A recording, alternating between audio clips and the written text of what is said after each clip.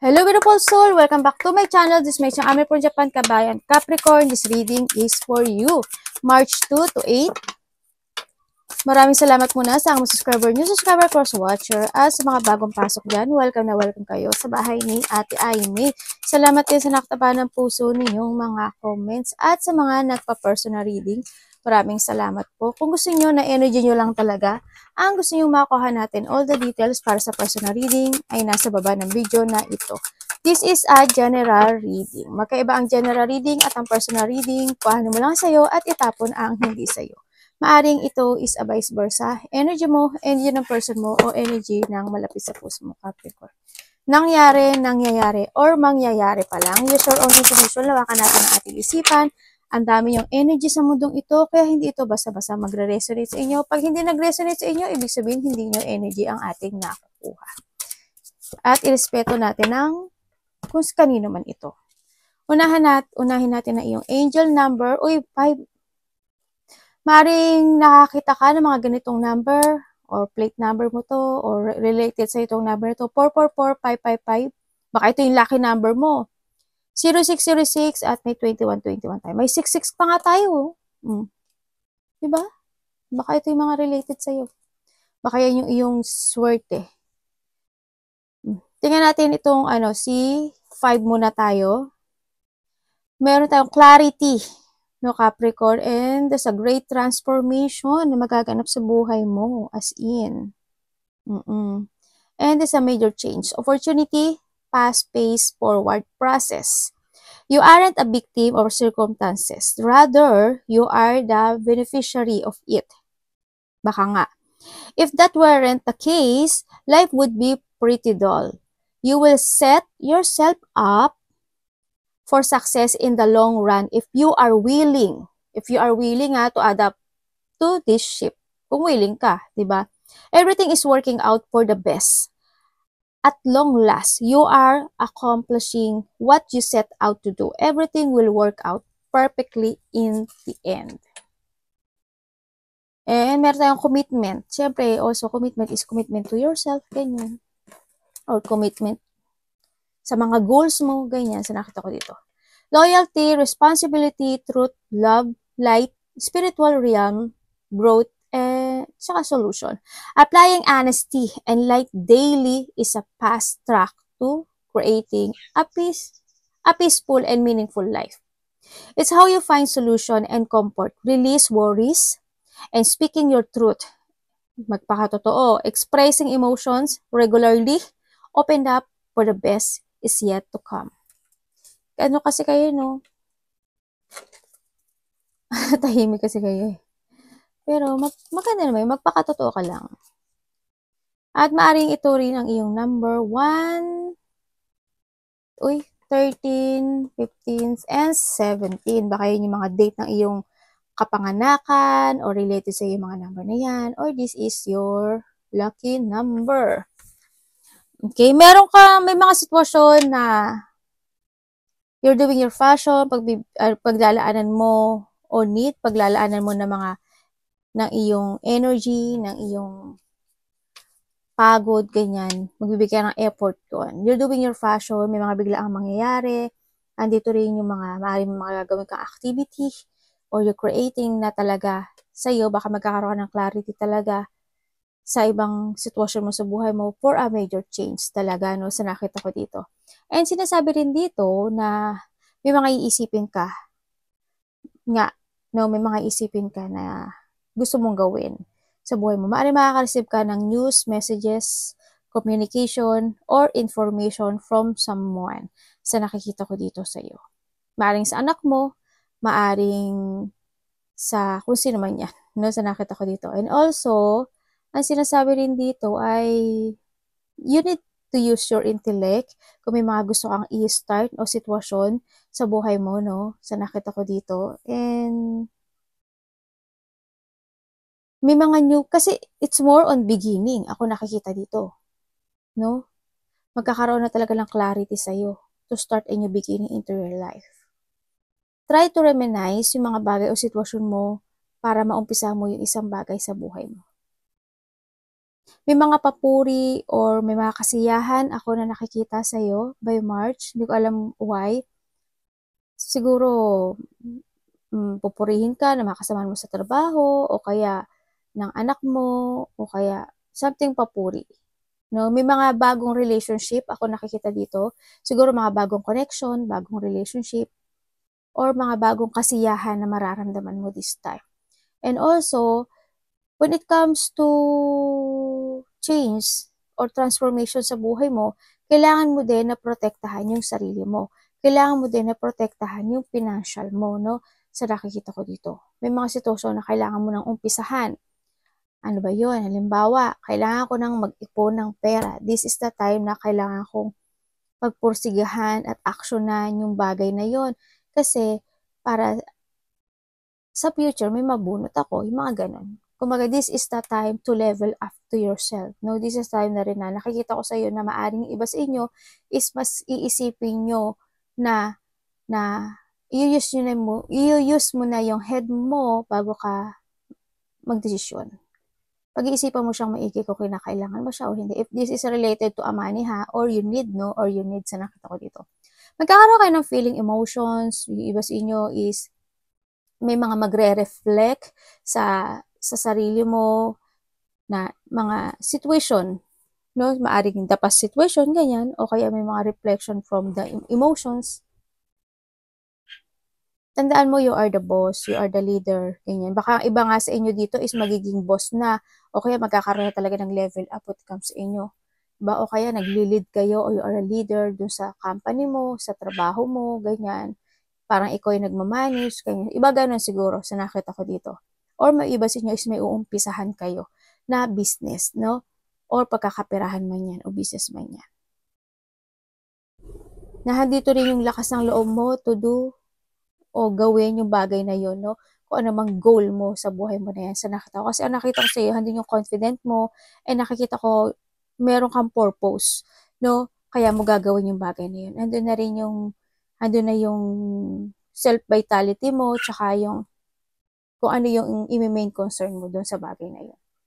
Kaya nakita ko sa iyo yung iyong pagkakaroon ng freedom or lakas ng loob, and may nakita rin ako na transformation talaga sa'yo. May paglipat ako na nakikita. Hindi ko alam in what way. Baka lilipat ka ng company, lilipat ka ng pwesto, ganyan, o lilipat ka ng trabaho, lilipat ka ng bahay, kung ano man yan. May paglipat ako nakikita.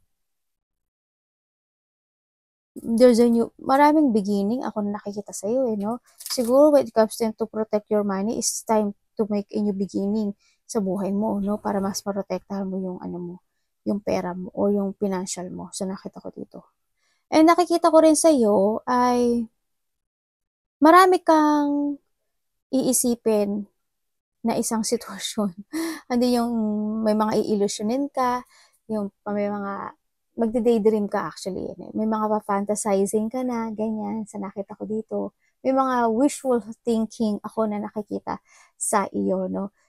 When it comes doon, kumbaga may iba is, siguro you have a choices. May mga choices ka na didesisyonan o may mga choices ka na iisipin. Ganun nakikita ko. Yan, marami kang gustong aksyonan eh. Marami kang gustong mangyari. Marami kang gusto actually. Marami kang gustong maganap into your life. Pero ang nakikita ko sa iyo dito is gusto mo aksyonan yung bagay na yun, pero wala pa. Wala pa yung, halimbawa, gusto ko mag-travel. Or gusto ko magkaroon ng stability, or gusto ko na magtayo ng business, halimbawa. Pero hindi pa ganun kasapat yung ipon ko, o hindi pa ganun kasapat o yung wala pang ipon, kumbaga. Kaya nakita ko sa'yo dito, medyo it's time to act, no? It's time to act. It's time, tataan mo, the positivity happen into your life isa sa mga kamay mo. Kailangan sa'yo sa positive motion. This is a time to create. This is a time na i-force mo yung idea na yun, or this is a time na magkaroon ka ng fresh start, a beginning to change. And syempre, kailangan there's a hope, no? Kailangan, you need to trust more to your intuition. Kung magkakaroon ka ng mga choices sa buhay mo, kailangan mo pagkatiwalaan din yung intuition mo. be patient to make a choices, ang sinasabi rin dito, para hindi ka mag-mess, no, sa nakita ko dito. Yun. Baka iba dito is magkakaroon ka ng mga opportunities of choices, ganyan. Iba dito is a love life, ganyan. No? Tingnan natin. Maring iba sa inyo is meron na kayong mga bilak sa buhay nyo, ganyan, sa nakita ko dito. O may mga decision making ka na hindi mo agad madidesisyonan.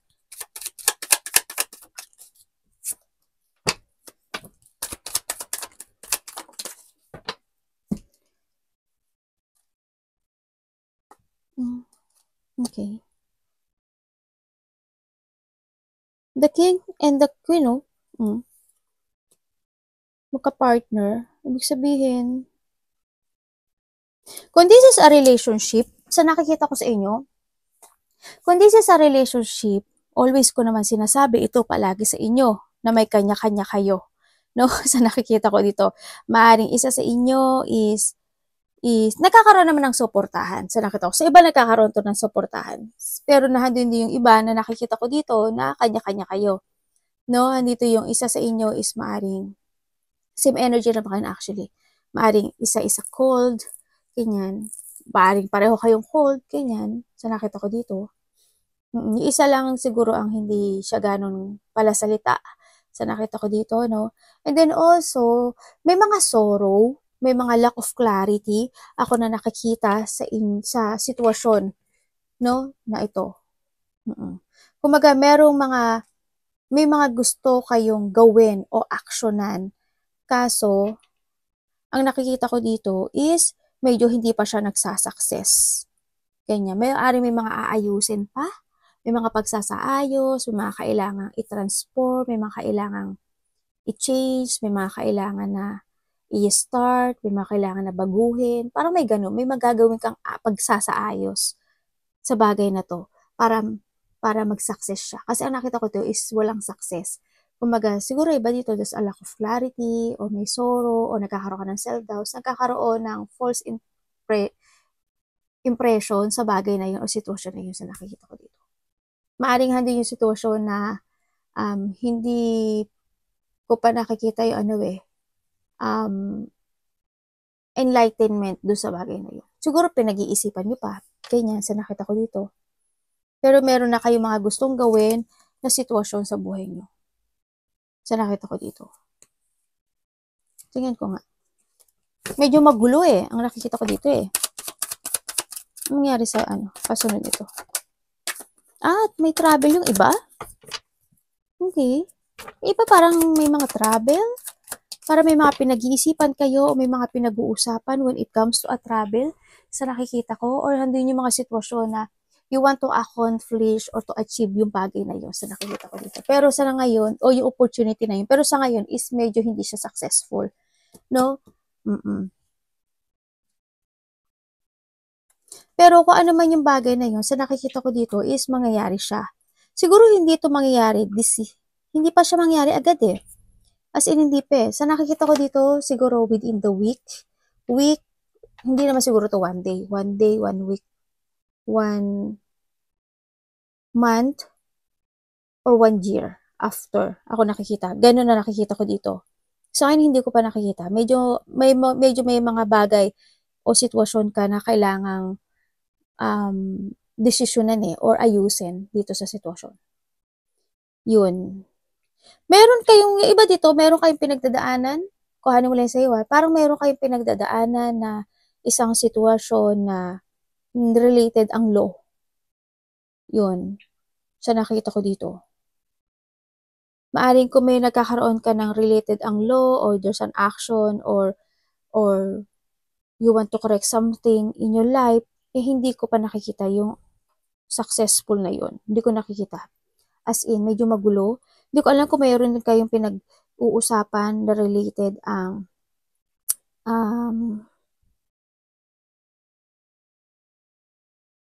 wala. Hindi pala to. O parang ano siya nakikita ko dito parang may nagkakaroon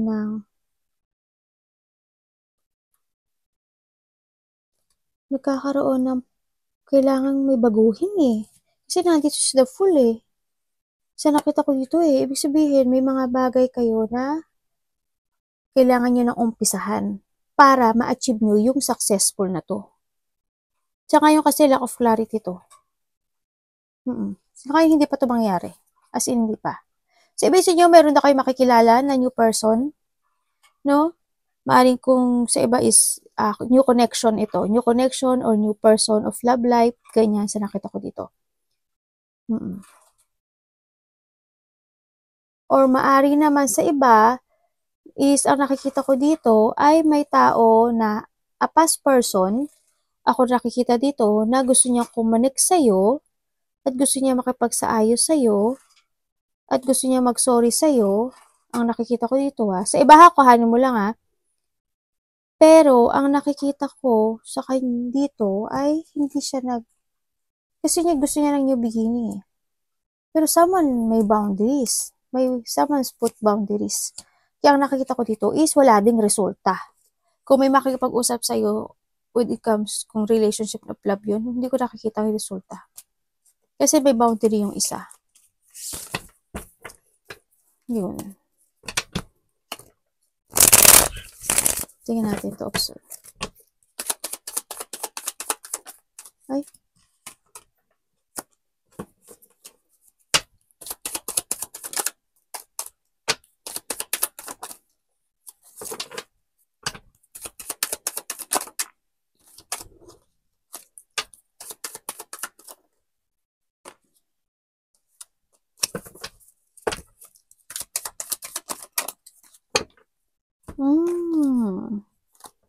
Okay.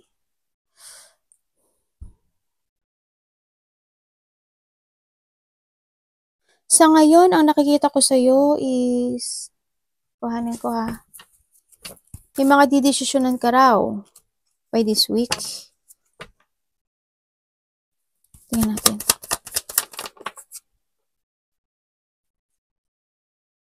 Nahulog naman yung card mo sa baba. Ay, ganun din. May nambubuli ba sa'yo? Pagka nambubuli, naku, ay, may mga delay sa nakita ko sa iba sa inyo. Sorry may mga delay. Ako nakikita order sa blockage. Ako na nakikita sa inyo. May mga sitwasyon ka na didesisyonan daw sa nakikita ko sa'yo dito, pero yung desisyon na yon is hindi pa mangyayari. Sa nakikita ko dito. Kumbaga, when it comes doon sa decision na yun, parang medyo weak kasi yung nakikita ko dito. No, ano pa siya, may blockage, ganyan. Nalalack of planning or nalalack of confidence or handang yung nakikita ko rin na parang may gusto kang desisyonan sa buhay mo. May mga gusto kang i-start or desisyonan into your life, pero ang nakikita ko is nagkakaroon ng disappointment doon sa bagay na yun kasi hindi mo maharap. Ganun ang nakikita ko dito Kumbaga may mga battle ka na nasusuungin o may mga battle ka na dapat mong harapin sa nakikita ko sa iyo, pero ang nakikita ko sa iyo ay napanghihinaan ka ng loob or maaring you thinking for a negativity dito sa bagay na to sa nakita ko dito. Yan, maaring napoprostrate ka to decide dun sa bagay na yon. Yun. Halimbawa, gusto kong may plano ako. Halimbawa, I have a plan.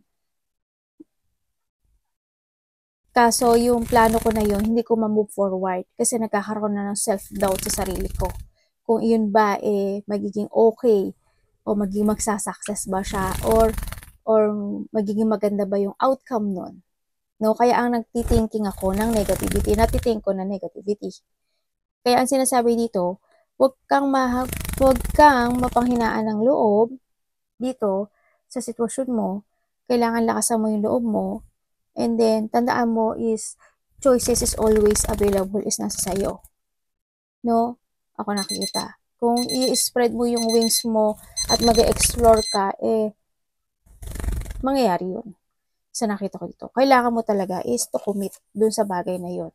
Kailangan mo talaga is a clarity, no? Dun sa bagay. Pero hindi naman din sinasabi dito na kailangan madaliin. Pero there's a battle ako na kailangan mo daw harapin o desisyonan. Pangit man ito ang kalabasan or hindi man maganda. Kumaga, you need to face your fear dito sa bagay na to. Or you need to ending something into your life, no? Sa nakikita ko dito. And also, sa nakikita ko dito ay may nakikita ako na tao na seloso, selosa, makasarili,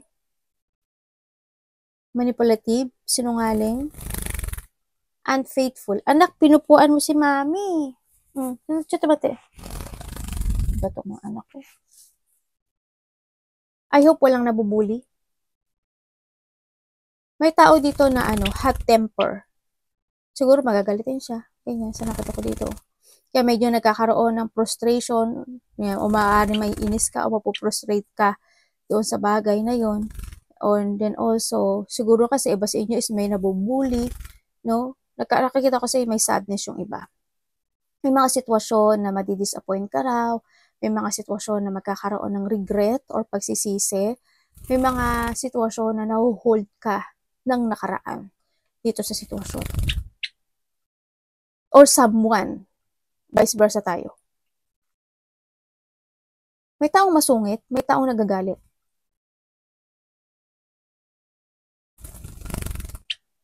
May tao dito na insecure. Sana hindi kayo yung insecure. Yun.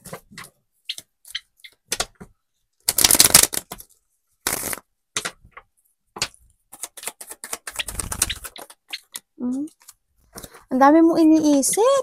Puro lumalabas sa'yo. Sige, thinking pa more. Ang daming iniisip ni Capricorn na. Ang daming pumapasok sa isip mo. Sa nakita ko sa'yo dito. No? You want to achieve something pero puro isip. Sa nakita ko sa'yo dito is you need to be aware. Then you need to be aware sa lahat ng mga gugustuhin mo na mangyari sa buhay mo. No, sa lahat ng mga papangarapin mo. Tandaan mo, ibibigay niya sa'yo yung sign or ibibigay niya sa'yo yung sa instinct mo, yung actions na dapat na gawin mo. Makinig ka sa action mo. And then also, sinasabi rin dito, there's a warning happen. Ako na nakikita dito sa'yo na sabi ay huwag mo nang gawin o ulitin ang nakaraan. No? Sinasabi dito. May tao ako na nakikita dito na someone's hiding. Someone's hiding na someone is also wearing a mask. No? Na kailangan mong maging aware. No? Para hindi ka maloko. Kasi may tao dito na liar, dishonest, may pangloloko, there's a cheating, betrayal, dadayain ka, lokohin ka, iisahan ka. Yan ang nakikita ko, no? At dun ka maging aware. Kumbaga, maaring yung iba sa inyo, if you are a single or may karelasyon kayo, maaring ikaw is mapapasok sa isang option. And yun yung maging aware ka. Kung mangyayari man ito sa buhay mo, is you need to let go. Pero magkaroon ka ng changing when it comes sa mga decision making mo or kailangan mo talaga mag-transform. And then also, magkaroon ka ng self-evaluation sa buhay mo. This is the time then to start a new beginning or start to awaken mo sa sarili mo. And sinasabi rin dito na kailangang magkaroon ng pagsasaayos or yun nga, pagsasaayos or pagkukumpuni sa isang bagay na medyo naguguluhan ka. Ganyan. Diba? Sa pamilya mo, sa mga goals mo, sa buhay mo. Ibig sabihin, you need to escape sa isang situation na it's not working to you anymore. You need to getting away with something. No? Kailangan sa'yo is magkaroon ng recovery or to let go ang isang bagay sa buhay mo. Pag-isipan mo maigi. Hindi mo naman kailangan madaliin, pero pag-isipan mo maigi itong bagay na to o sitwasyon na to. Yun. May nakikita ko dito na someone want to talk. May taong gusto makapag-usap at gusto niya magkaroon ng recovery sa'yo. Pero, hindi yun totoo. Hindi totoo. Nagsisinungaling siya. Pero mag-trust ka sa intuition mo. Mag-trust ka sa intuition mo. Yun lang ang pinaka-the best na maisasabi ko sa'yo. Mag-trust ka sa intuition mo kasi maaring itong kakausap sa'yo is maaring ipupul niya yung sarili niya sa'yo, pero nagsisinungaling siya sa'yo. Ganyan. Maaring nagkakausap na kayo, pero may pagsisinungaling kasi ako nakikita sa kanya.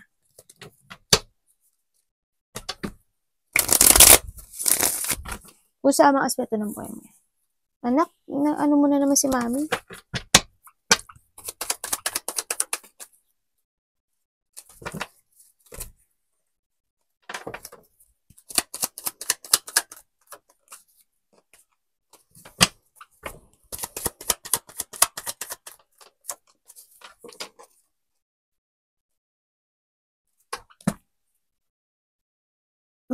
Okay. Iba dito ay may bag. Iba dito is may mag-a-apology. Iba dito may mag-a-apology daw. Gusto niya ng new beginning uli sa'yo itong taon na to. Sa nakita ko dito. Pero siguro ito yung tao na binastos ka. Ipasok mo kung sino to sa buhay mo. May pambabastos. Or itong tao na to is totally may bisyo siya sa sarili niya. Parang nakita ko kasi sa kanya siya babaero, lalakero. Yun nakita ko. Or they playing, no? Sa nakita ko dito. Hindi yung sitwasyon na maaring itong tao na to is hot and cold sa'yo. Parang papaikutin ka niya sa kanyang mga kamay. No? Kung sino man itong tao na to. Kasi ang nakita ko sa kanya is may pagkabasto siya or yung hindi siya aggressive kasi yung energy na nakuha ko sa kanya. Hindi siya sa iisa ang nakita ko sa kanya. Parang hindi kasi siya mapakali. May mga bagay o sitwasyon na hindi siya mapakali. Ganun itong tao na to. Or maaring ikaw, kuhanin mo lang or ikaw, as nakikita ko dito, is meron ka mga gustong gawin o aksyonan, pero hindi ka makapag-focus doon. Maaring pinaplano mo pa lang ito, no? And you try to make it balance yung sitwasyon mo ngayon na meron ka sa ngayon. Kasi, there's a plan. Kumbaga may plano ka na gustong gawin dito, sa nakikita ko dito. Iba dito siguro is a travel, o kaya may mga sitwasyon na mas more ka nagiging wiser this time, at more ka nagiging stronger, at nandun na talaga yung sitwasyon na nagte-take it action ka, or magte-take it action ka, or you need to take it action to plan, to balancing yung mga bawat aspeto ng buhay mo na yan, no, sa nakita ko dito, at kailangan mo magkaroon ng acceptance sa mga lesson mo sa nakaraan para ma-achieve mo daw yung positivity sa buhay mo. Kailangan sa'yo is a positive motion.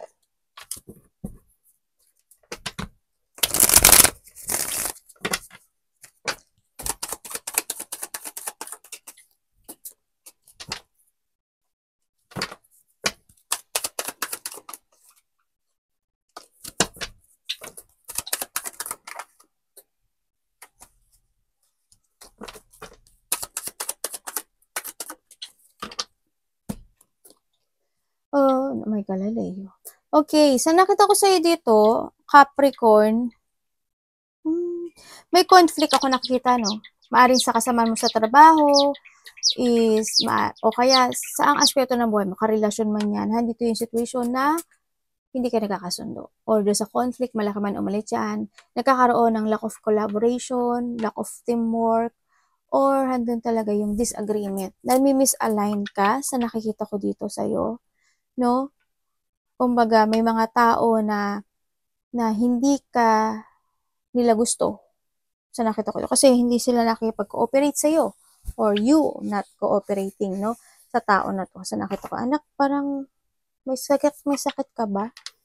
Ang nakikita ko rin sa'yo is may mga bagay o sitwasyon sa buhay mo na naulit na noon is mauulit pang muli ngayon. Yun ang nakikita ko sa'yo.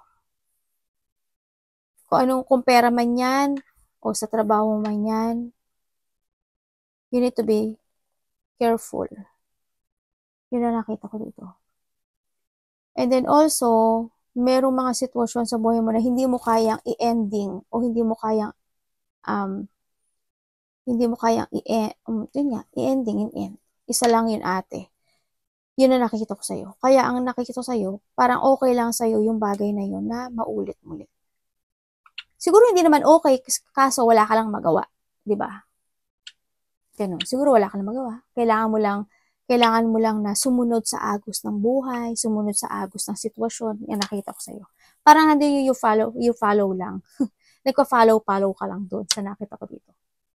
Kumbaga na dito rin iba is nagkakaroon ng mga sitwasyon na nagkakaroon ka ng limitation. Medyo limitado ata yung kilos mo sa iba sa inyo. O hindi yung may mga bawal.